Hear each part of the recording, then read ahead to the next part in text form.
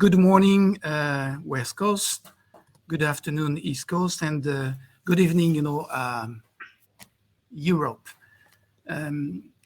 We are today in Trois-Rivières in Quebec for this new digital edition of BioMarine dedicated to biomaterial and biopackaging.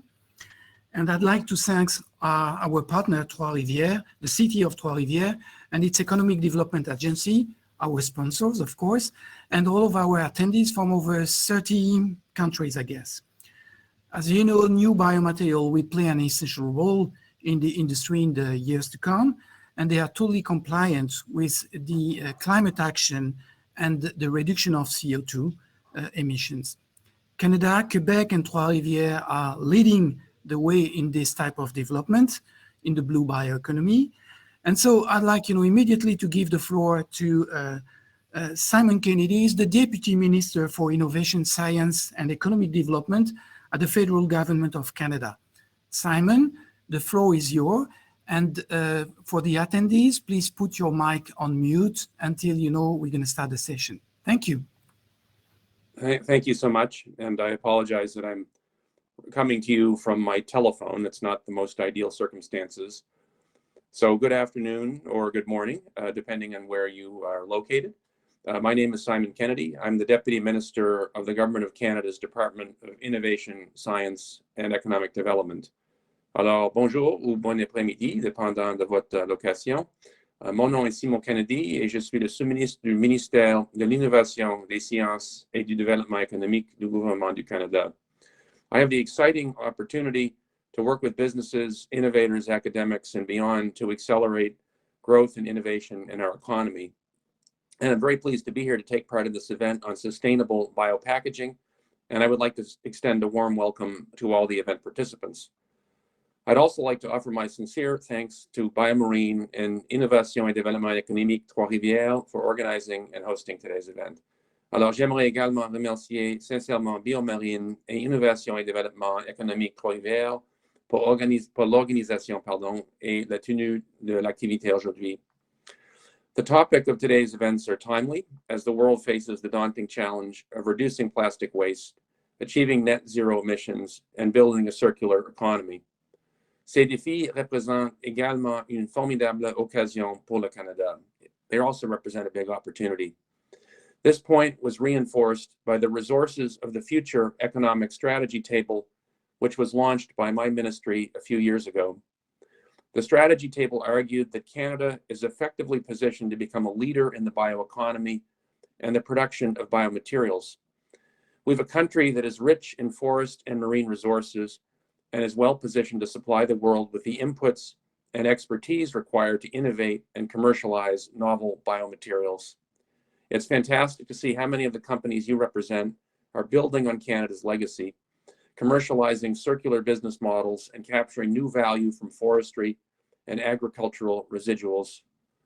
In Canada, almost 90% of plastics are landfilled, and plastic debris has been found in large quantities in the Great Lakes and even in remote ecosystems such as the Canadian Arctic. And Canada is taking action to address this.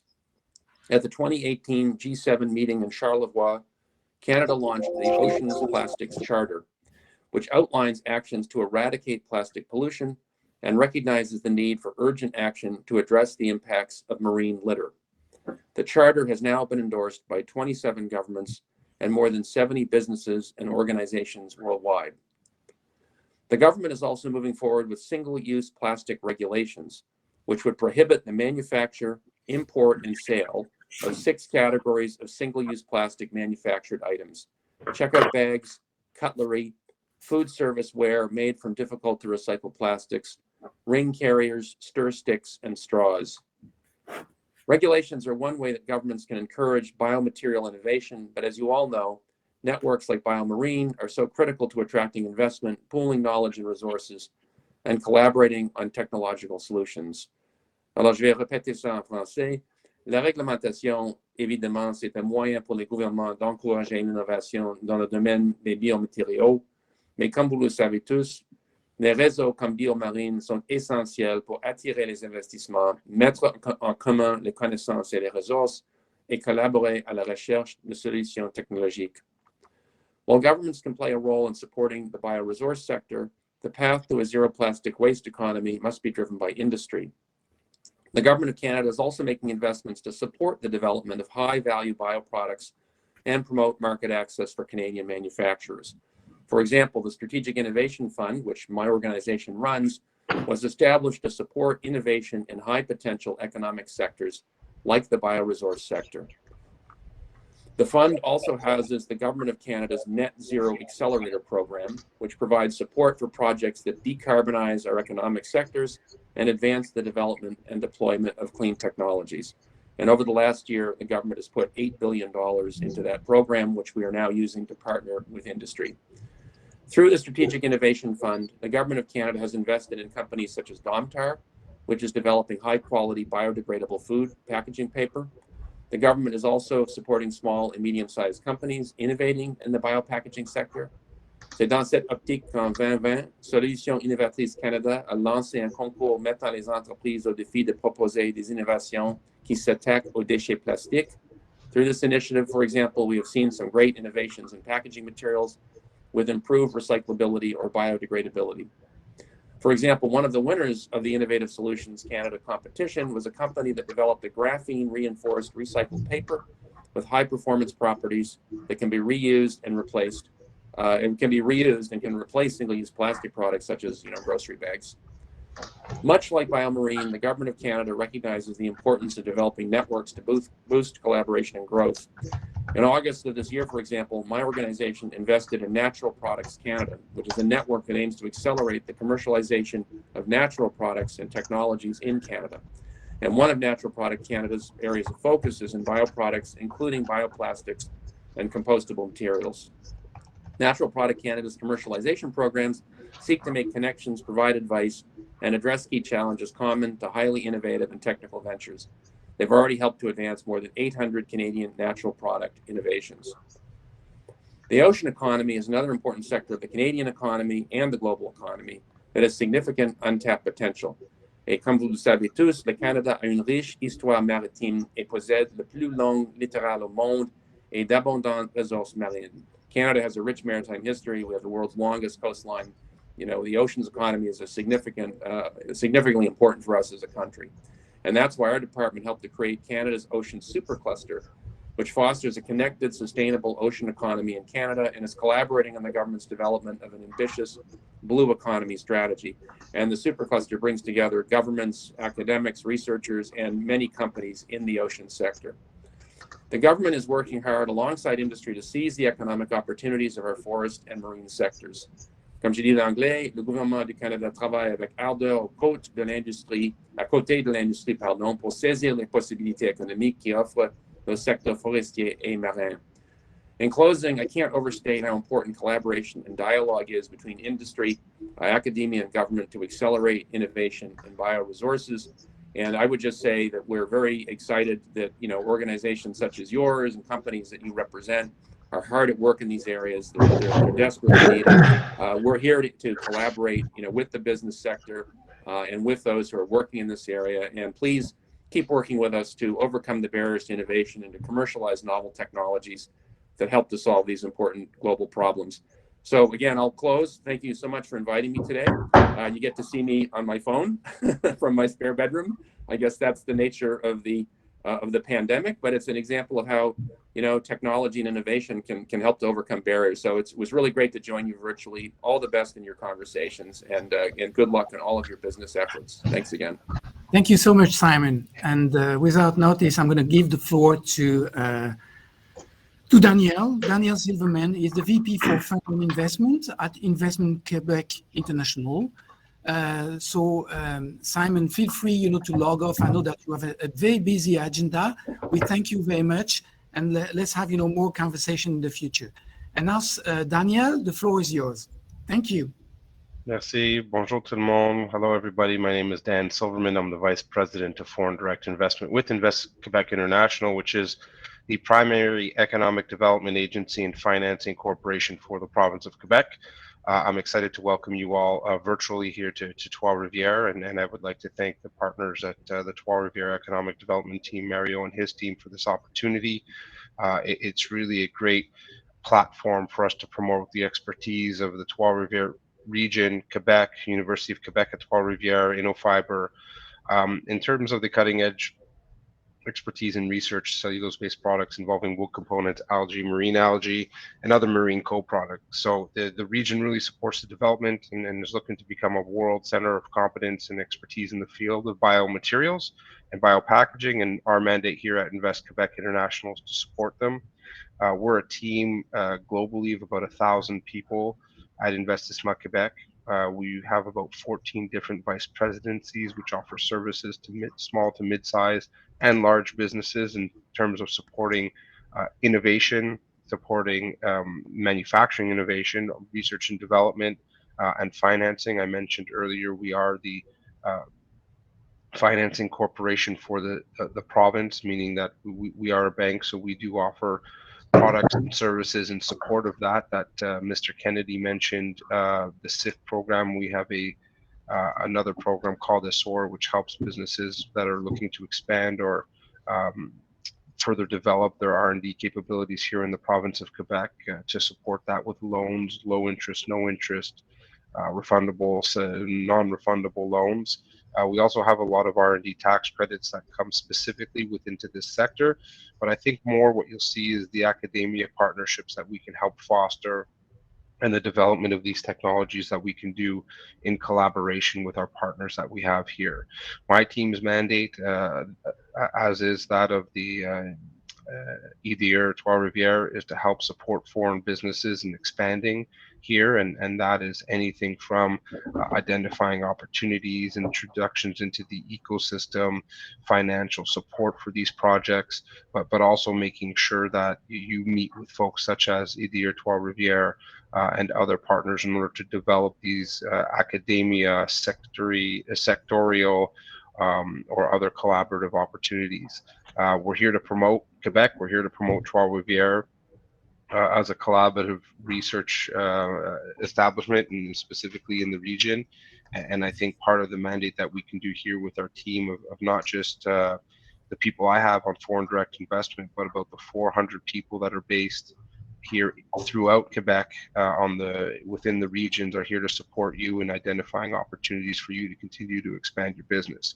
We do have a presence in roughly about 35 delegations globally.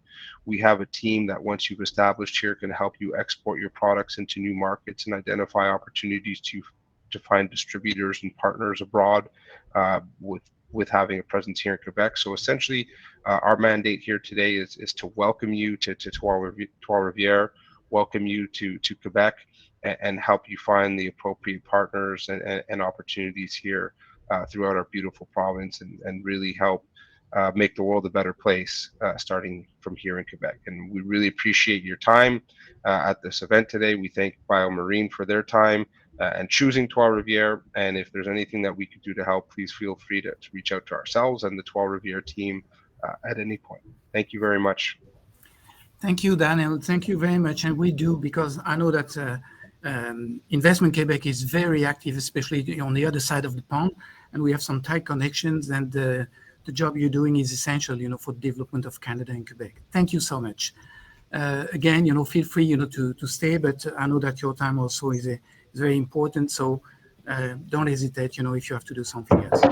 Now, as for the session, we're going to have a great moderator. His name is Anis Benamor. He's the Regional Director for Natural Product Canada. It will be your pilot during this session. But as for the start, we're going to have an interesting, introduction. She's young, she's dynamic.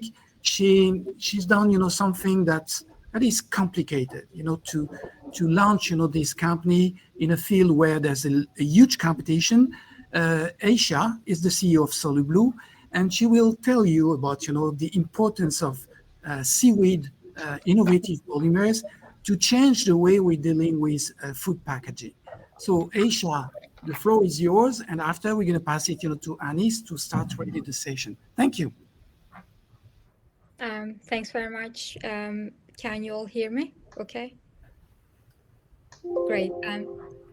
So first of all, I'd like to thank you, BioMarine and Pierre, for organizing this event and bringing all the industry partners together. Hello, everyone. My name is Ayça Dündar. I'm the CEO and co-founder of SoloBlue. At SoloBlue, our aim is to eliminate single-use plastic and food waste through innovative and sustainable packaging solutions. Our materials are, as Pierre said, made out of seaweed, and they are completely natural polymers that are even safe to eat them.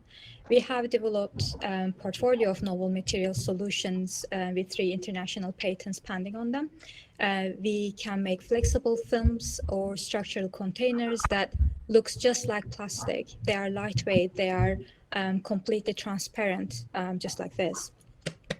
So it also offers even better mechanical properties than plastic. But unlike plastic or bioplastic polymers, SoloBlue material is completely natural. And we believe that for the natural polymer made out of renewable resources, they are the future of innovative packaging. It is important to differentiate that natural polymers are different and they can actually biodegrade and break down in natural conditions by bioorganisms in a fast and efficient way. But this is something that plastics and bioplastics cannot provide. Most of this, when we look at the market trends and what's going on currently, most of the single-use plastic is produced by global food brands. And when we look at the market trends again, we see the increase in the demand for single-use packaging. However, the upsetting fact is that the 90% of the plastic we produce today never gets recycled. It ends up in our landfill, in our ocean, and they are damaging our natural world and causing biodiversity loss. And in the future, it is going to cause food chain loss in the future.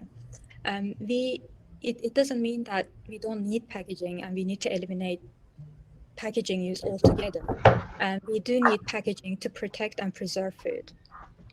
And when we look at the data, 50% of the food comes from outside countries to the UK. We can eat and enjoy strawberries in the middle of winter. And this is all thanks to the packaging. For, however, fast consumed food packaging, we see that the only solution for the end of its life is composting. And this is the main reason that SoloBlue materials are completely compostable, they're completely biodegradable in any natural conditions, but also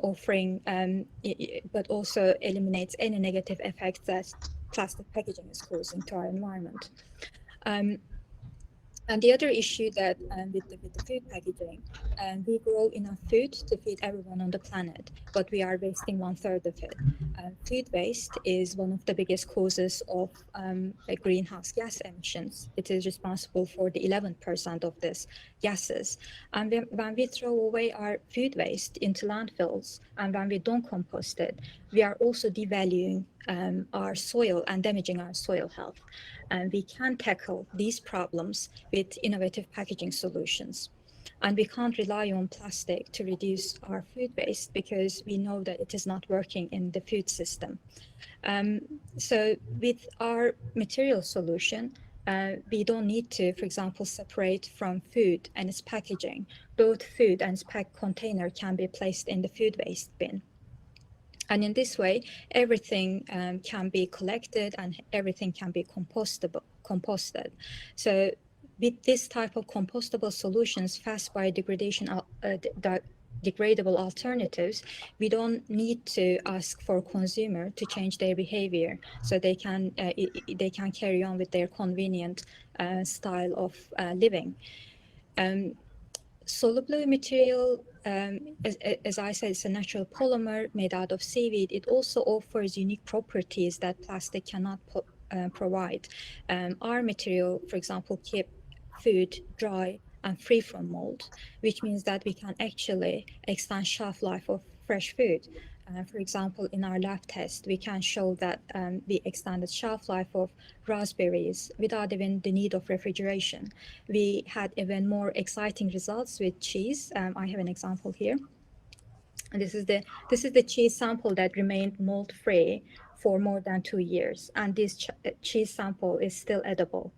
This is an amazing result. And when we did the comparative data with plastic, that, putting cheese in plastic, we saw that it completely get moldy. I know it's not a good image to look at, but this is the reality. This is what happens to food items, fresh food, especially when we completely seal them in plastic packaging. So this solution that we are using in plastic is not sustainable.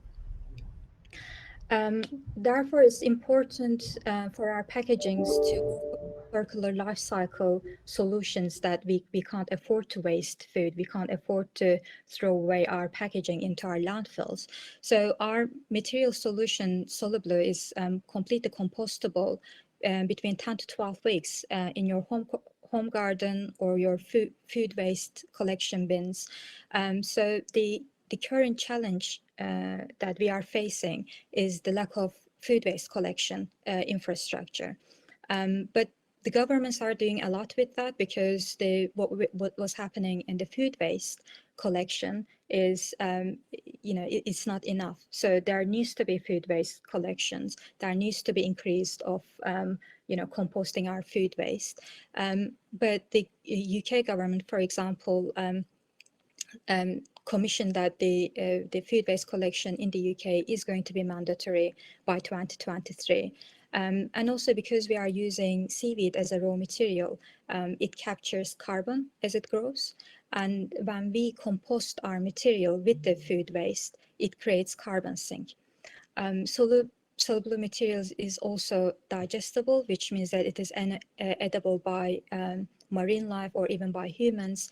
And when it ends up in our ocean, it won't damage the marine life or the marine animals, and it can biodegrade in ocean conditions in only 4 weeks' time. There's also more reasons that we are using seaweed, of course, because seaweed is one of the most abundant and sustainable raw material resource available. It captures more carbon than trees, it grows faster than trees, and unlike trees, it doesn't need land or fresh water to grow. This, of course, doesn't mean that we shouldn't grow trees or we shouldn't use trees. But when we look at what's happening in the paper and cardboard industry, we know that there isn't enough materials. And it is when we use trees, it is causing deforestation, and we are losing our Amazon forest. So the question is paper and cardboard the future of packaging? And when we look at the trends again, my answer is definitely not. The future of packaging, we see the trends in using seaweed, using marine resources, using plant-based resources, and also microorganism fermentation. This kind of new innovative way of thinking is the future of single-use and other packaging solutions. So for scaling, when you start a new company and a new material to the market, the main question for sustainability is, how are you going to sustainably scale your material and bring it as a global solution? And for global scaling, we need to be very careful about how are we sourcing our resources. For this reason, we are very, very happy that we have an exclusivity agreement with the biggest organic seaweed producer, providing us the seaweed that we need, and for when we scale high volume seaweed supply as we scale our technology around the world. By, of course, using seaweed, we are supporting the seaweed economy and building a coalition between our partners, Aliga, as well as BioMarine, to use marine resources sustainably and ethically. And by using seaweed, we are also supporting seaweed farmers, especially female farmers, by paying them fair wages, which is really important. So far, we are still, like as Soluble, carrying on our R&D process in a fast speed. We have won international competitions that gave us a lot of validation. Last year, we won the Postcode Lottery's Green Challenge, which is the biggest sustainability competition in Europe. We also won 2 awards by European Institute of Technology, got also awarded by Huhtamaki. They are the one of the biggest global packaging manufacturers. We also got first prize by the Next Gen Cup Challenge. by the consortium partners and global food brands. Thanks. Winning. Thanks, Aisha. I think we can keep some of your ideas for the discussion during the panel. Thanks, Pierre, for the introduction, and thanks, Aisha, also for the keynotes, the key notes. Hi, everyone, and thanks for joining in. It is my pleasure to be the moderator of this first panel dealing with innovative food packaging. I am Anis Benamour, the Quebec Regional Director of Nature Products Canada. For those of you who don't know us, Nature Products Canada is a not-for-profit corporation with a mission to drive Canadian natural product innovation to market. We do that through a strategic cluster of startups and SMEs, research institutes, large corporations, investors, government agency, and many others. We support the cluster through a comprehensive system of services and programs, as mentioned previously by Minister Kennedy. We have, first of all, our advisory services, where we provide business and technical guidance to startups, SMEs, and research institutes that are trying to advance innovative natural products. Secondly, our commercialization programs, which help promising entrepreneurs and researchers to address key gaps in their commercialization path, such as a technology validation, regulatory plans, and talent acquisitions.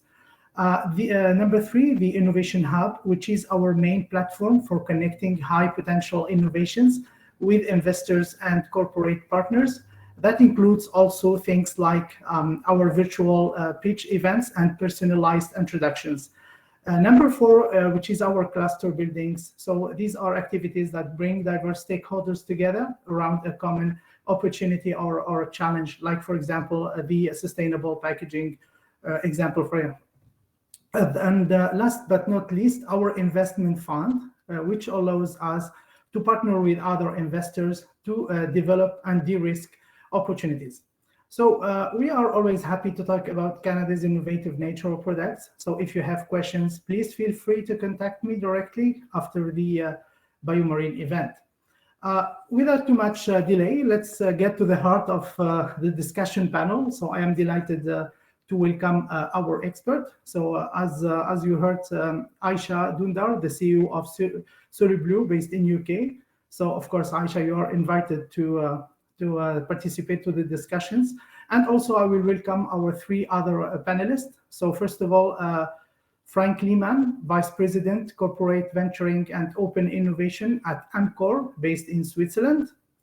Jean-Philippe Jacques, Director of Innofibre, which is a research institute based in Canada. And last but not least, Laurie Goff, founder and CEO of Outlander Materials, based in Netherlands.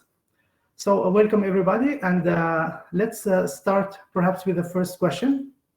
The first question I prepared is related to the societal acceptability of sustainable materials, packaging materials. We can say that people are more and more sensitive to environmental issues. As an alternative to the plastic or petrochemical products, natural packaging solutions must be eco-friendly. That means we are talking about adding value to biomasses, not destined to human or animal food, and developing technical processes that are not using water destined, for example, to agriculture or to human consumption. Within this context of societal acceptability, is the bio-based / sustainable food packaging real or a myth? And if it is real, is it still viable? Perhaps I can hear some thoughts from Frank to start. Yeah, thanks, Anis. Thanks a lot. I mean, your question is well positioned. I think it's real. I mean, I think we see movements into bioplastic, into bio-based materials. We need to be realistic. I think we can all think about ourselves as consumers, you know. The one thing, we know what we may want to look for. On the other side, our convenience is still driving our behavior. So that's why I believe bioplastic will enter more and more into start to replace existing packaging, let's say classical packaging solutions. And we see that happening. We know that the new materials have some limitations when it comes to machinability and maybe some barrier properties. So therefore, I think what we will see, it will come on in specific applications, in specific occasions as a first part before it will be rolled over more and more into mass market applications. But in my view, I think we see the trend. It starts slowly, but it's really taking up. Okay, so perhaps I will hand it over to Laurie. Do you have something to add? What do you think about that? I definitely agree with what Frank has mentioned. Bio-based packaging is absolutely real and viable. Absolutely. I think necessity breeds innovation, and that's why we're seeing so many of these materials and startups emerging, because it's a material that we need. And we're entering this new period of materials transition, which is fascinating, but also complex.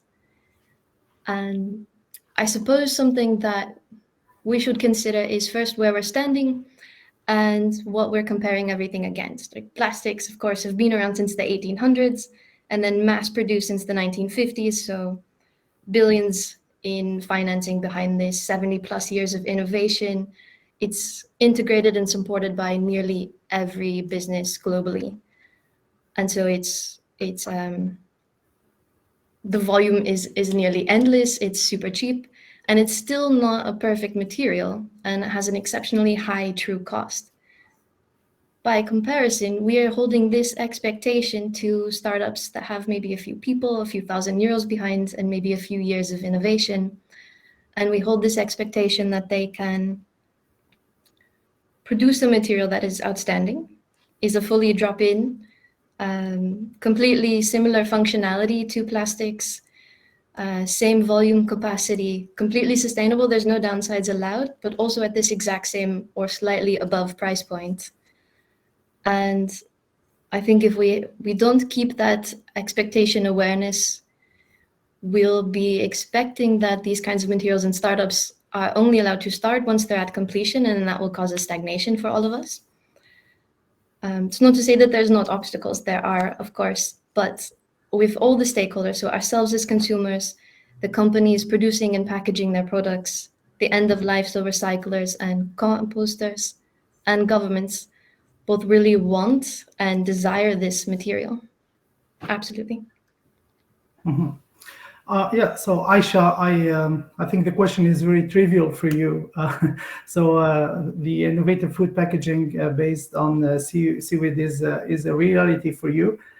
So do you have something to add, for example? In what way? Sorry. So I mean, for the environmental, the societal acceptability of the food packaging, do you have something to add? More than what was said by Frank and Laurie. In terms of society acceptance of natural polymers, it is going to be even much better than plastic, because I can give you an example from the material that we developed. We don't need users to change their behaviors. So with plastic, it's a change of behavior. When there's a food waste, you have to separate that, complete the molded cheese from its packaging, and clean packaging before it's get accepted. And as I mentioned, the statistic, 90% of the plastic is not getting recycled.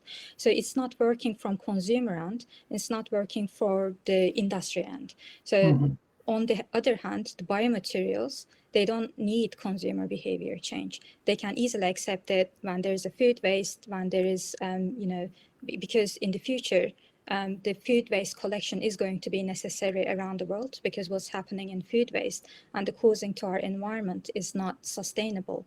Because there's going to be food waste, we can easily put our packaging, which is completely natural, into food waste collection bins. So in terms of acceptance, is going to be much better. Perfect. So let's move now to the second question, which is from an R&D and industrial perspectives. many biomasses are available. So they can be coming from sea or from land. So we talk about forestry, agricultural, biomarine, and residual. So we have even seen the emergence of innovative packaging materials combining 2 or more bioresources. Of course, this variety can offer interesting solutions to the market, but represents at the same time some technical and industrial hurdles. So based on your experience, and here my question will be principally to Jean-Philippe.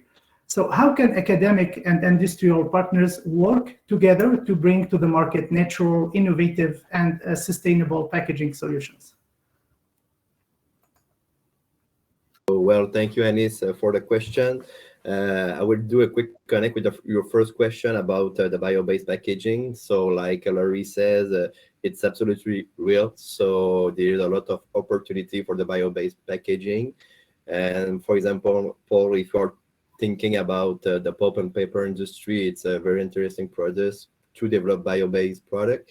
And in fact, we are not cutting tree for produce paper. We're cutting tree for produce some lumber, and the byproduct of the sawmill or wood chip is this residue that we are using to produce bio-based packaging. And is it the same thing for the agricultural, biomarine, and residual biomass that we can have? So, and it is an interesting feedstock that we can use to develop different kind of bio-based packaging. And the answer is, if the research institution can work with industrial partner, the answer is yes. There's a lot of expertise and research equipment in the research institution, and how we can work with the industry. It's like the research center is a research lab of the partner. So for example, at Innofiber, we are a research center, and we're working with different industrial partners to develop innovative packaging. We have a pilot equipment here, so we have the capacity to develop kilograms or ton of prototype. And we also have the capacity to develop in the same condition of operation that an industrial can produce. So what this means? It means that we can accelerate the technological development. We have an expertise in a research development in bio-based packaging, and the industrial have a good knowledge of the commercialization and the market. So when we put all the knowledge together, it is a good fit to help and to accelerate the commercialization. So I think that it is the key. It is to have a good communication between research center and the industrial.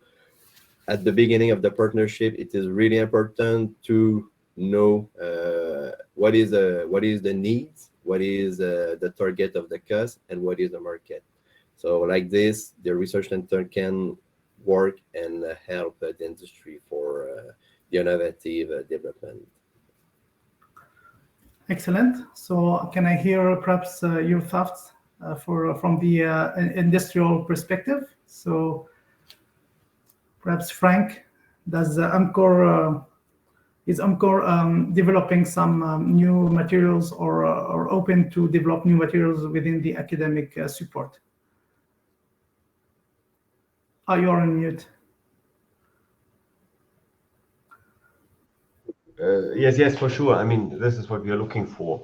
We are extremely interested into what is coming up as new, let's say, as new materials. I mean, I would probably make just one caveat. I mean, we are speaking here about material science. You know, material science is simply defined by basic physics and chemistry. So I think what we see is now new elements which may be driven towards, let's say, bio-based materials like seaweed with new applications. And I think the challenge is less the material development per se, but more which material is good for which final application. And I think there needs to be a better, I mean, there needs to be more thinking, and also with universities, more thinking about where could we apply these kind of things? And of course, you've got a couple of things early on. We heard about the graphene story. So, I mean, of course, there are completely new materials coming up where we know that could change also the way of how we look at these things combined with bio-based materials. Mm-hmm. Yeah, Laurie, can we hear you about this topic? If you have something to add.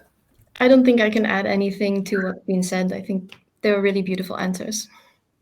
Perfect. And Aisha, from your side? Yeah, I have a couple of things to add. I agree to what Laurie said in the previous question, that she touched upon the billions of pounds were spent on plastic industry, and that after that it was bioplastics such as PLA. As we are talking that the future is natural polymers, we do need to spend and invest in these new innovative material and technologies. And of course, there are some hurdles, but I don't see any big technical hurdles. Producing natural polymers, they are not rocket science. And when we look at the space industry, again, billions of pounds spending on that, and we don't see the same type of investment action into natural polymers, innovative materials, and that's the biggest hurdle. I don't see like big technical hurdles.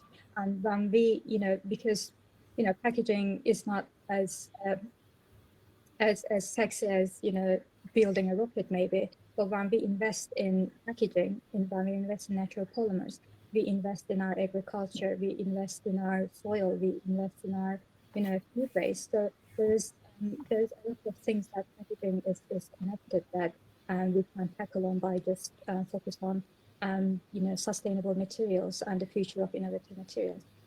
Mm-hmm. Anis, if I may add, I'm the silent, joker on the side, but I think that what Frank is saying, what Jean-Philippe is saying, and what Laurie is also saying is very important. There will be not one solution, and the transition period will be quite long. I don't think that we're going to switch, to new biomaterial in no time. It's going to take lots of effort, and without the industry, it's not even, thinkable. So I think that, the type of people that we have on this panel today is very important. We have the new trends, which are, startups, people looking for new biomaterial, and we have existing large suppliers that are preparing the future. And, the connection between the two is complicated to establish. And we see that at BioMarine, and I know Frank for quite a long time, and he's one of the most knowledgeable people, on these type of topics. And he has been, spending his life scouting the market. So he's not, the usual type of, I would say, industry player, because he knows the importance of looking forward. And on the other side, we have startups, and they are, as Laurie said, kind of lost in translation, because we ask, the startups to do exactly the same job than large industry players with no resources. So are we going to link, these industry, research institution, and startup is one of the key, for the future biomaterial solution. And I think it's very important, to listen carefully to what has been said and look, into the big players as a key driver for this innovation. Nothing will happen without the industry jumping into this and endorsing, this new type of biomaterial. Yeah, very interesting, Pierre, and it was one of the questions that I was prepared, but you advanced my thoughts.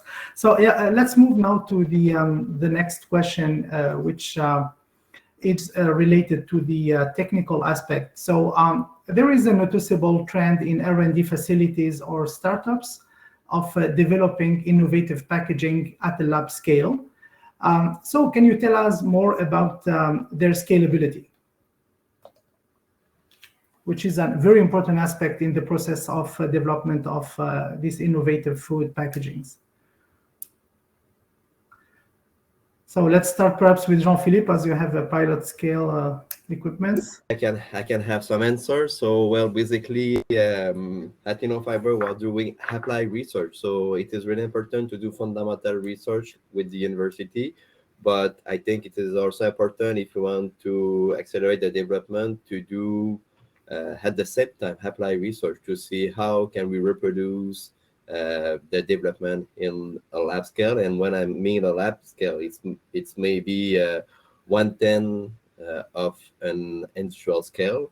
And once we get a good result, we can, after looking for a pre-commercial prototype. So this is this kind of research that we are doing here at InnoFiber, and I think it's really important to have this kind of equipment and research center. And the most important thing is that we need to be connected with the industry, with the startup, and with and with industrial partner, to be sure that we have in the good direction and then they really help the industry. Yeah, perhaps Yeah, Frank? maybe I had something and maybe a couple of things. So I mentioned before, we are material science. So, you know, the scalability is the big challenge on all of what we do in these packaging materials. And it's not like it's not like we have suddenly an iPhone coming up, which will completely change the world.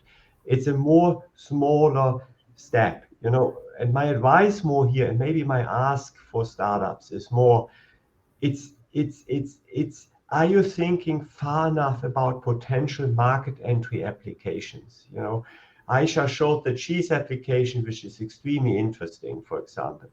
Why do I say this? You know, if you have a lab scale method, it is easy for you guys as a startup to get into the big brand owners R&D facilities and get a lot of people excited about.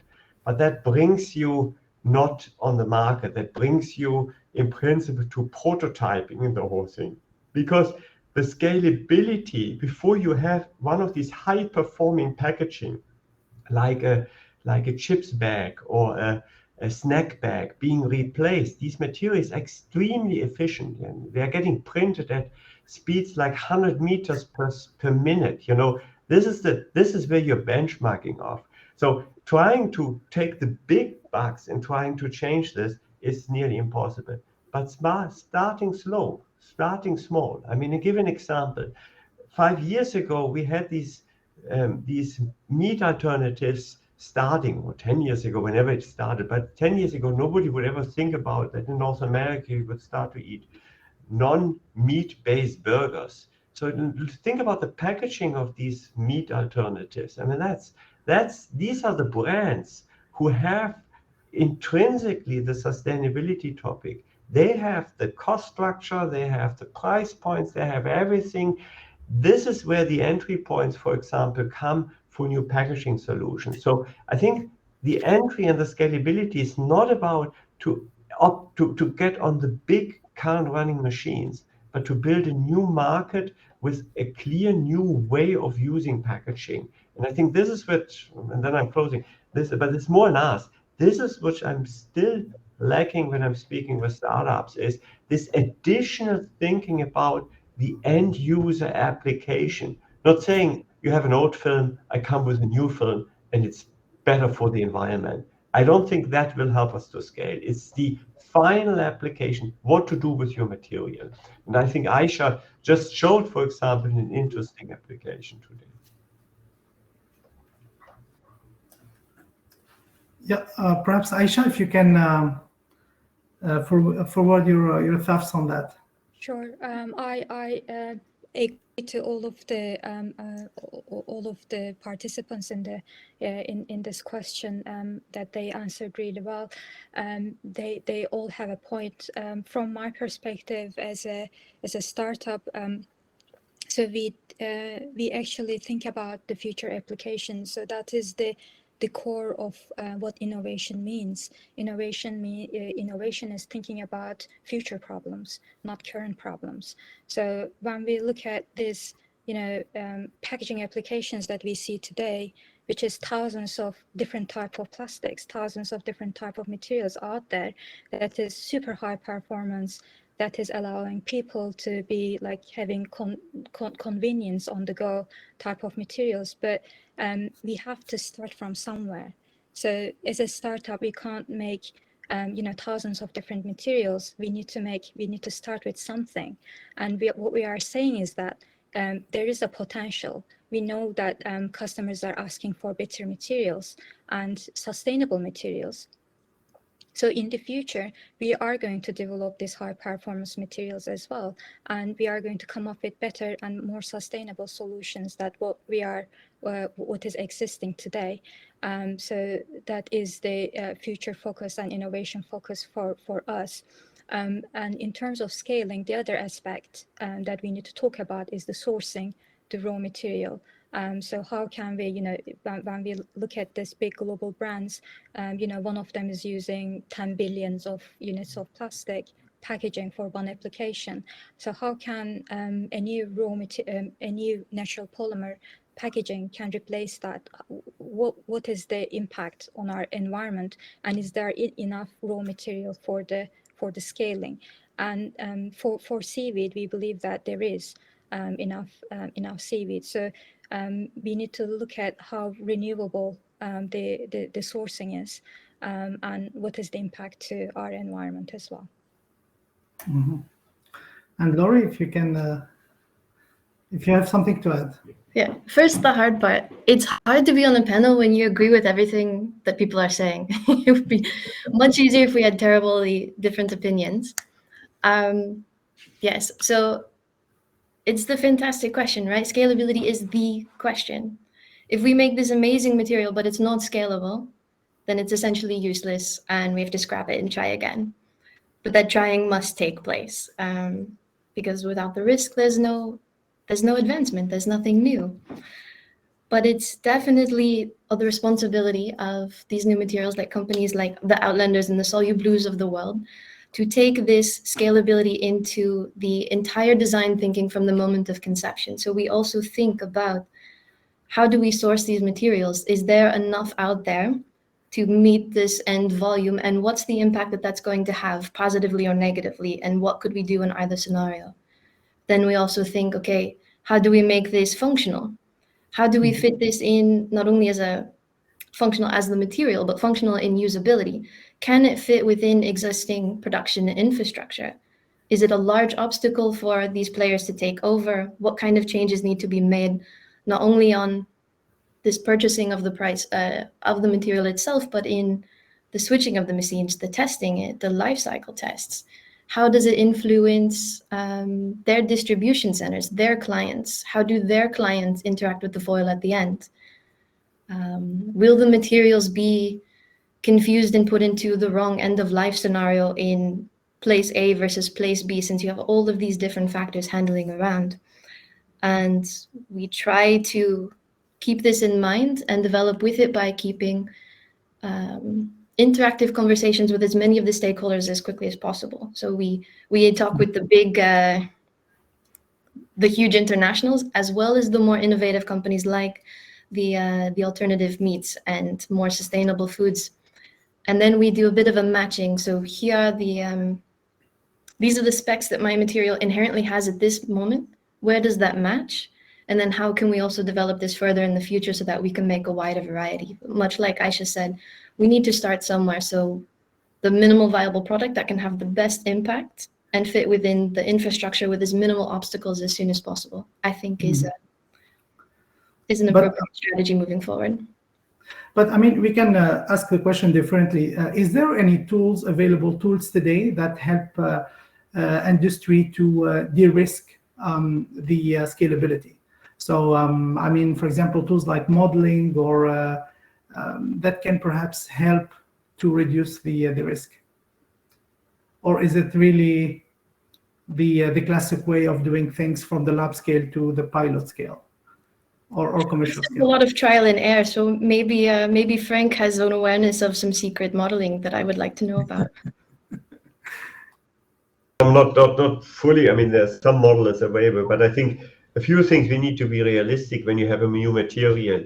You in principle speak about, beside all technical requirements like barrier, like toxicology, food grade, whatever, you speak about two sets of machinery. You speak about the machinery which forms the packaging and prints the packaging, That's issue number one. You don't want to slow that machinery down significantly. And you speak about the second machinery, which is the filling and sealing lines at the end customers.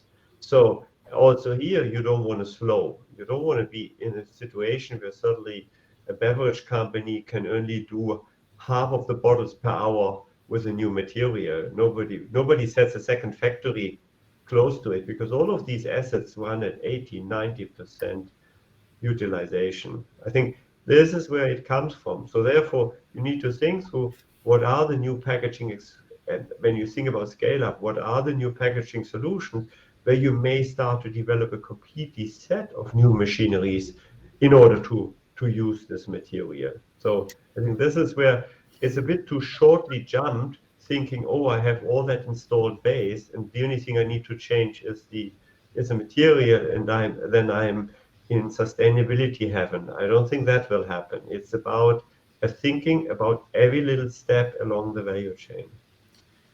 If I may, Anis, I Yeah, think of that course. it's also very important to consider that most of the polymer and the one that Solid Blue is developing will fit, into the existing machinery because it's cost efficient. But also one way, to accelerate, scaling up is to work reverse, and reverse engineering is very important. And to some extent, I've been working with some of your colleagues, Frank, on trying to get, what they have already and see how we can fit, the new type of polymers into this vision.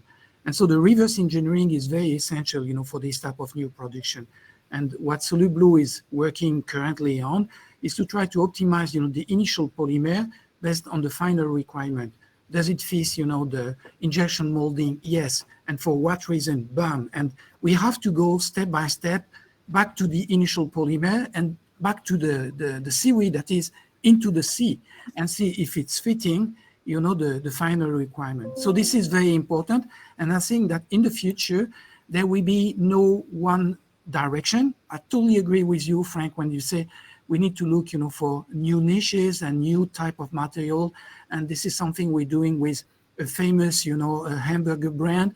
We want to wrap it, into a seaweed packaging where we're going to print, with seaweed ink, and that you can eat, with the burger. So this is very important, and we're going to be at the early front, for developing this type of packaging. But what we want to do also is fitting on your machinery, Frank, and see how the polymer can fit exactly the criteria that are already existing, by improving by reverse engineering. This is important. Perfect. Thanks, Pierre. Yeah, Jean-Philippe, go ahead.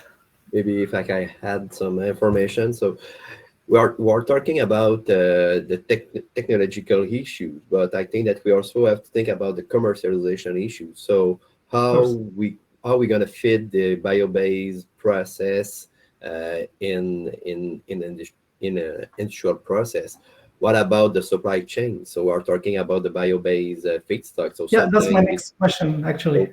Sorry, but I think that it's something that we have to think once we are talking about the development of new bio-based packaging. So there's a lot of things to think. So this is why it is important to have the supplier and probably the end user when we start a project, a research project. So like this, we can know more about the concern of everyone who are involved in the project, and we have the, how can I say that?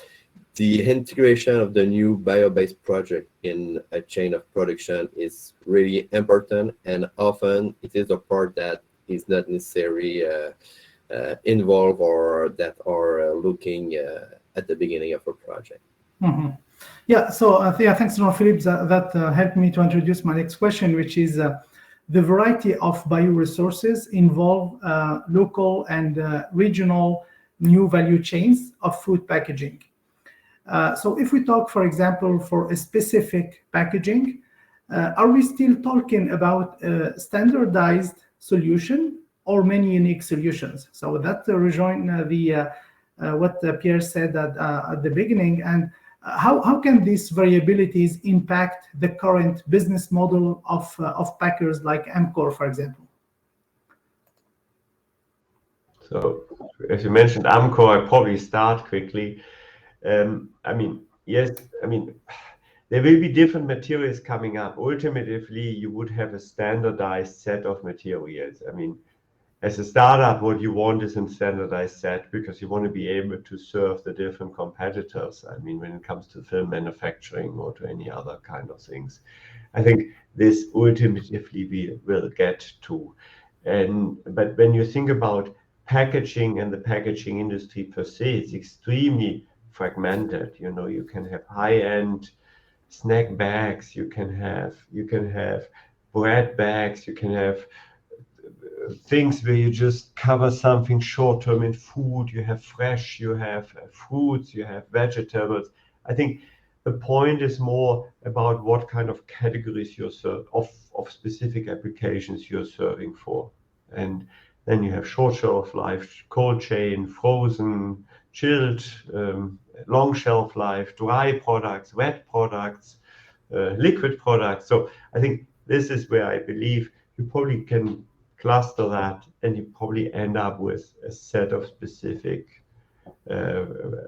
structures along the line. So, I mean, concretely on seaweed, I would believe that on one stage, if seaweed is cracking specific applications, seaweed-based packaging, you would probably move into a standard of seaweed films or seaweed polymers, which then go into the next application, like the chemical industry is doing it today with their resins when it comes to PP or any other, or PE or any other polyolefin solutions. Mm-hmm. So if I understood well, so you think that there is different solutions for a specific packaging? No, I think, I mean, at the moment we will start with different solutions, but they will merge to a standard. You know, there will be a replacement of an existing packaging with a more biodegradable or bio-sourced or bio-based packaging. And there will be a race against that standard.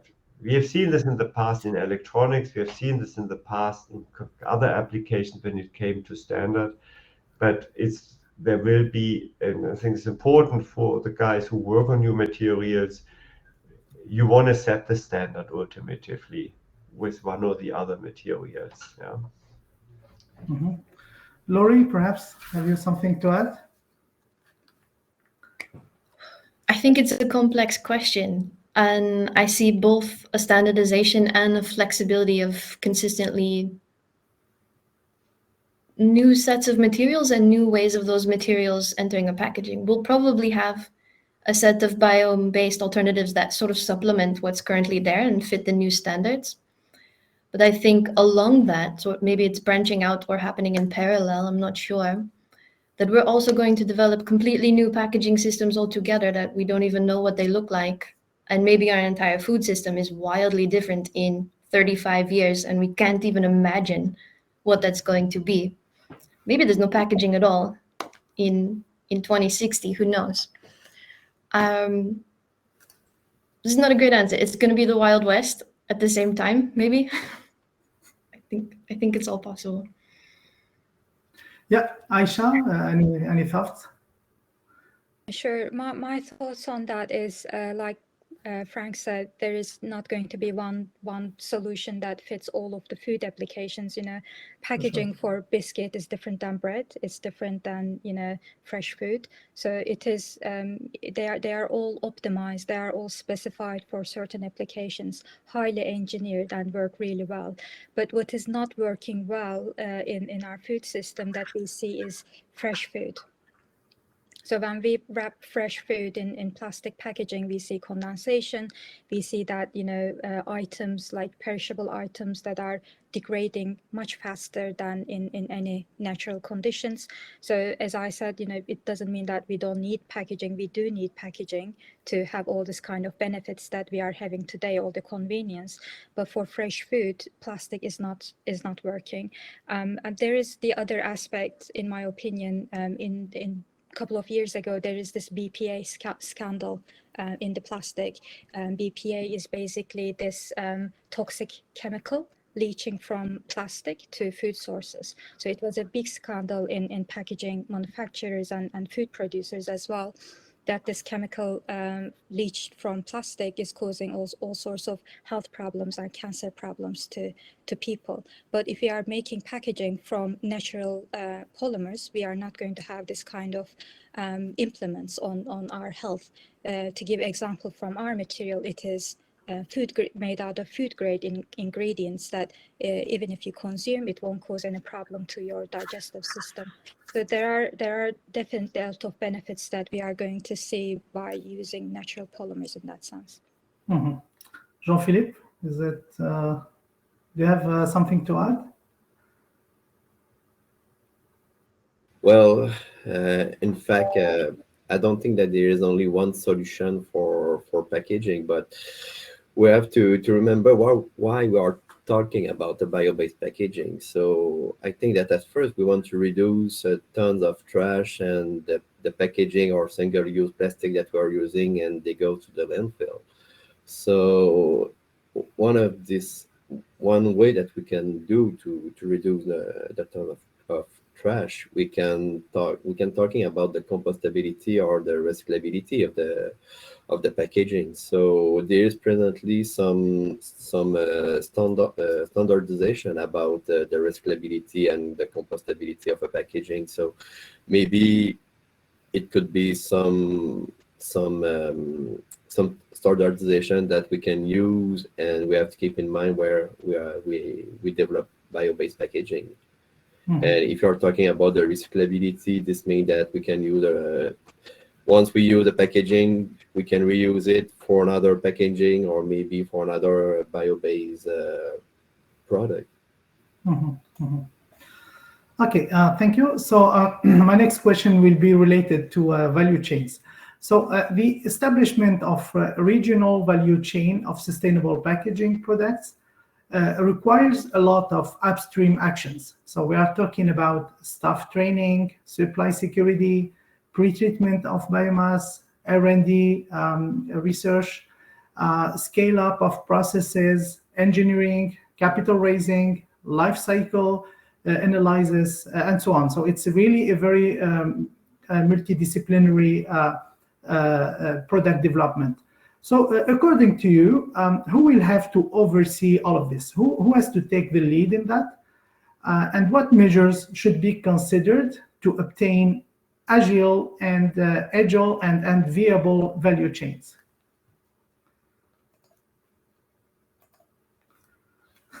So let's start perhaps with Laurie this time.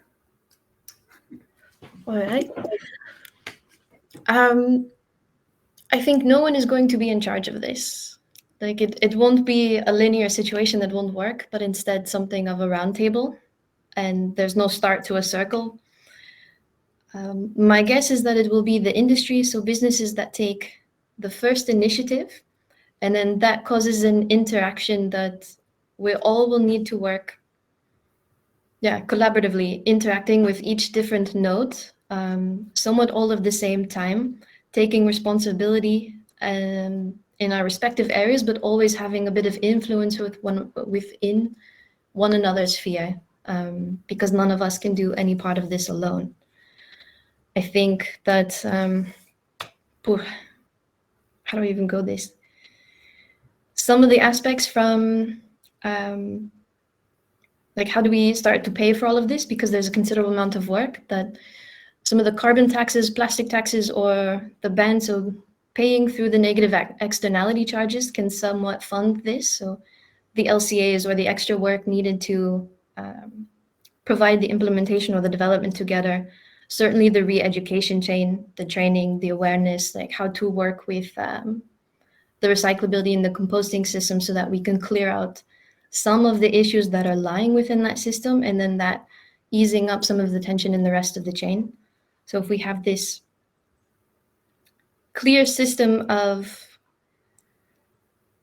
what to do with the materials in the end of life, so these ones go into recycling here, these ones compostability here, this is the rubbish bin in this situation, and make that much easier for everyone to interact with, since we're all trying to do the good thing as long as it's not too difficult. That will then ease up everyone else. So the company's packaging would then have a little bit more flexibility, knowing that they can make the investments in these new materials, knowing that the end of life is also somewhat rewarded. recyclers and composters will have more flexibility because they know they have a higher quality in their inputs and also their outputs. And then as a whole, the system's working a bit better, so the governments have a bit more relaxation when it comes to bringing in the sustainability goals and the climate crisis interactions. And then consumers are somewhat happier because everything's working as well. Yeah, collaborative approach. Thank you. That's, I mean, there is no unique solution or unique answer, so that's normal. So perhaps, Frank, do you have any thoughts on that as a big corporation? Yeah, I think I see it a bit different, honestly. I think if you want to change something, you need to change it through innovation.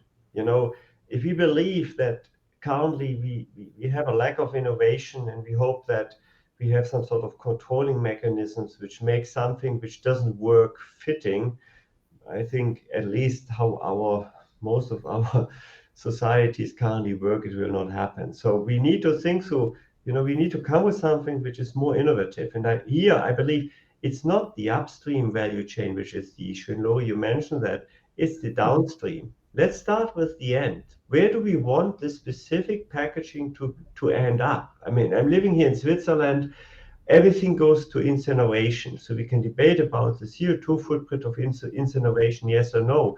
But Switzerland per se doesn't have a plastic issue. It incinerates. Consumers believe we have a plastic issue, but the plastic issue in the Philippines are not getting solved because we are currently using, instead of polyolefin plastic, we are using bio-based materials. We have maybe a different CO2 footprint, that's clear, but it's not the plastic issue. And I think this is important, because if you don't have the end of life being done, we don't know what to do with the first life. I mean, if you have a PET value stream which you can use and recycle, and you start now to put bio-based materials, bottle materials into that stream, you're not gaining, you're actually losing, because you are destroying the first stream. I think that's where I go back. I would start from the end and go backwards, and then trying to drive the innovative approach, to have something which is more innovative, which gives more consumer benefits to what we currently have. Yeah, I think Jean-Philippe, that joined what you have said a few minutes ago. Do you have something to add? Well, I agree with Laurie and Frank. So not specific something to add, but I think that it's really important to do a collaborative approach with how the stakeholders that are involved in the development of new packaging. So. Mm-hmm. Aisha, your last thoughts on the topic? I again agree to all of the answers to this question. I don't have much thing to add, but again, like Laurie said, it's a collaborative approach, and we need to be around the round table, and in the value chain there is no such thing as small impact or big impact. Everyone is making an impact. The consumer is making an impact with their choices. The packaging manufacturers are doing, retailers, food producers, and startups and innovative companies like us is also a big part of the solution. And we actually see that there is this growing consumer awareness, and we also see the government legislation. So government is also working on this to eliminate this petrol-based or bioplastic-based single-use application problem. This is great, but we need to accelerate this progress by coming together and be part of this. We call it Blue Movement. So I think, again, I'd like to thank BioMarine and Pierre for organizing this event. And this is part of this process, and we need to have this conversation. So, you are bringing this industry, fellow startups, seaweed and marine bioeconomy network together. So I think what we are having today is the start of this process. So we just need to carry on our conversation, working together to make an impact and to make sure that we are going to develop new, innovative, sustainable materials for the future. I think our Joker has something to add. Yes, I think, it's timely, to make this move, because we've been working in the background, for the last 2-3 weeks, preparing the ground, for the future Seaweed International Association. I think that there will be enough room, for all these startups. And I know that most of, the seaweed bioplastic startup are listening to us today. But I think that a true collaboration with a company from the industry like Amcor, and in between, the seaweed bioplastic manufacturer would be essential. We need to structure the vision and get together in the right direction, to support the development of this industry. And I think that even if we, think about, the potential market, it's huge. You all mentioned very important points, that there will be not only one solution, there will be many different solutions for different end user type of product. So we really need to team up. We really need to get organized. We need to organize the value chain. We need to organize, the raw material production. And we need also to think about the synergies between these startups to get stronger, bigger, faster, and to better fit the demand from the industry that are at the key place.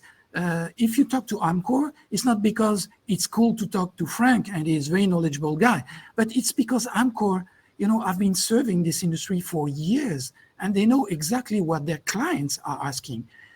Price is important, but the finality of the product is also essential.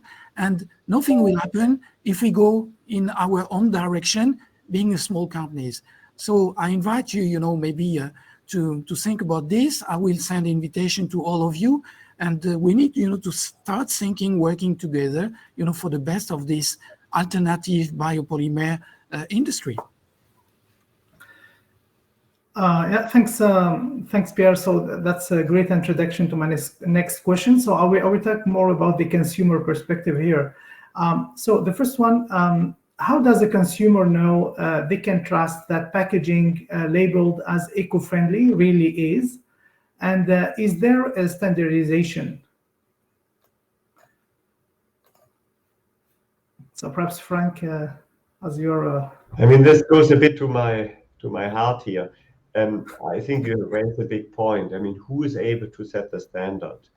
I mean, this will be on the brands at the moment. There will be brands who will be perceived more ecological or more sustainable, and then this might be more trustful. I think setting the standard is still a missing gap at the moment. I mean, there are different certifications, technical certifications, but I'm not sure that consumers really know what to do. And I believe, and then I close, I think we need to watch out that we are not ending up in the same situation as what we saw on bio and organic food. You go in a supermarket and you get 15 different labels of what is organic food. And you go to another supermarket chain and you get 15 different labels. So I think here, this is really a gap. And that's maybe also where probably where that needs to be developed, what is one or what should be the standards. Yeah. Mm-hmm. Yeah, any perspective from consumer standards which can be communicated to consumers, not technical standards. These standards of course exist. Yeah. Yeah. Any perspective from startups or research institute?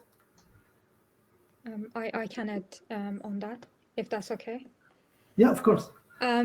So for in my opinion, definitely governments should set the standards. So the standardization should come from governments, and we can see the awareness increasing. Government, for example, in the EU, setting up to banning single-use plastics made out of petrol-based or PLA type of bio-based materials, and they are only allowing natural polymers. So, for example, our material, Solar Blue, would be categorized as a natural polymer, so it will be easier for consumers to understand. Current standards for composting is not good enough, so the bar is very low according to composting standards. So if you get to Australia, Austria certification, it only requires 90% of the packaging to be, disintegrated in certain conditions like 50 centigrade degree in compost bins, and certain acidity levels, certain bacterial conditions. These are very, very, I think low standards, because disintegration, physical disintegration is not same as natural biodegradation. So for especially single-use items that use once and throw it away, needs to biodegrade in natural conditions effortlessly in a very short space of time. We can't afford to throw away, our cups in the oceans and waiting for them to biodegrade in 2 years or, hundreds of years of time. We don't have that luxury. So the awareness is going to come as soon as the government legislation is going to be implemented in these industries.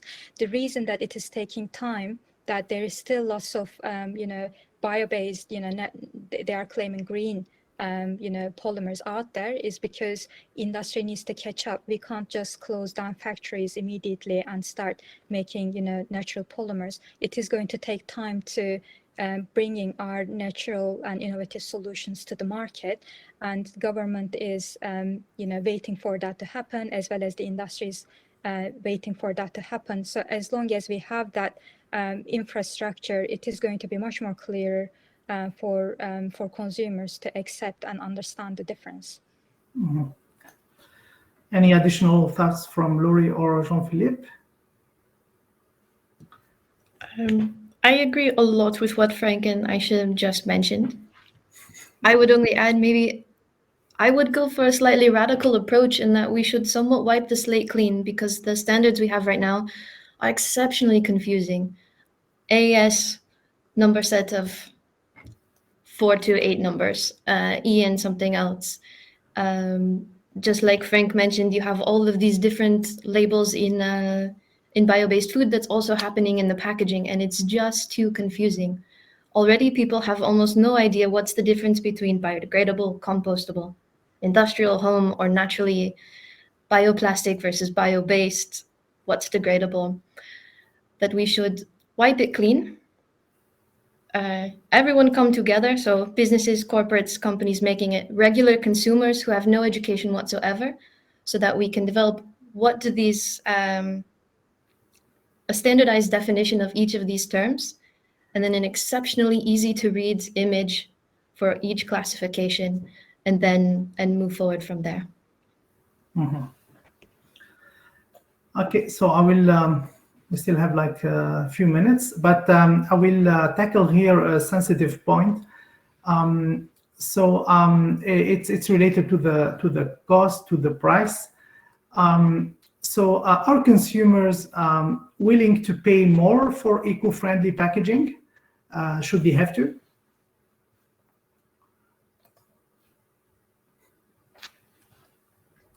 Maybe I mean, you asked two questions. Should they have to? Probably. Are they willing? Most likely not. Why? I'm a consumer. Why should I pay more? Now, having said that, there will be always a few people who are willing to do that, but we are speaking here about the majority of the consumer, and they're not willing to pay more. I mean, significantly more. Mm-hmm. I mean, the one thing, what you expect as a consumer is that the packaging you buy, the product you buy, has a better environmental footprint. So, and it comes back, who pays for it? Which comes back to, I think Laurie mentioned that before, the moment you, of course, introduce taxes, you can, of course, direct in specific directions, but then you come to more the discussion, is this the right approach to steer something or not? Yeah. Mm-hmm. And Aisha or Anis, I think also it's very cultural. If you look at people in Canada, they will be ready, to pay a little bit more, especially for the fresh food. And if you go and you choose your supermarket as an organic, very high level standard organic chain food, you know that it's going to be more expensive, and you know that the company is taking good care of the environment. So the product and the packaging that will be attached to the food will be slightly more expensive. there is a price, but it's also through this, I'd say behavior that you're going to lead the way for everybody. What Aisha said is very important. We don't want, the consumer to change dramatically their habits. We want to be able to produce at scale and at a price the right packaging that will fit into their, habits. So it's a mix, and I think that some of the people have understood already. Look at the COP. Many of the young generation is very driven, and they will make the effort, to improve, the packaging standard, even if it costs 1 or 2 cents more, per items. But I think that I would say the general population will take some time to react to this, and we need lots of education. And this is where Europe and governments have, to really push on the communication, because when you talk about biopackaging, they don't understand anything, the public. And when you talk about novel packaging, we're in the limbo. Anyway. I have 2 points to add on what you said, Pierre. I think if you think about today, would they add additional extra for innovative packaging? They might actually pay for that, because if you think about I'm buying blueberries £3. If you can extend that shelf life for extra, on the shelf life you have 7 days. If you extend that shelf life for another 7 days, instead of buying another blueberries, you can pay extra 10p to have extra shelf life. So that is a huge economical benefit for the end user. Why shouldn't they pay extra for a packaging item that extends shelf life of fresh food and lowers their both carbon footprint and lowers their loss of income in that sense. And the second point, they are already paying for plastic. When you go to supermarket, you are asked to pay 25p for a single-use bag, 25p. So that that single-use bag is probably cost, I don't know, Frank will know better, like how much that plastic bag is cost, but it's much lower than that. So we are basically already asking consumers to pay for that bag. And like Frank said, there is for this type of packaging, like innovative packaging, there isn't going to be cleanup costs, there isn't going to be tax costs. So there is, in that sense, for the future, is going to be much more financially beneficial for companies and individuals to invest. And Aisha, today it is. I'm sorry, we have to terminate the session, so I'm Okay. really sorry, because I need to pass, back, to Anis, to make the closing. And don't forget, to click on the second session when you log off, from this one. Anis, final word for you. Yeah, final words. So I really appreciate the different discussions around the table, and I thank you, all of you, really for this great job. So it's the end of this panel, and for our attendees, I hope that you appreciated the discussions around this panel dedicated to innovative food packaging. So I only have to say, have a great event and enjoy the rest of the BioMarine.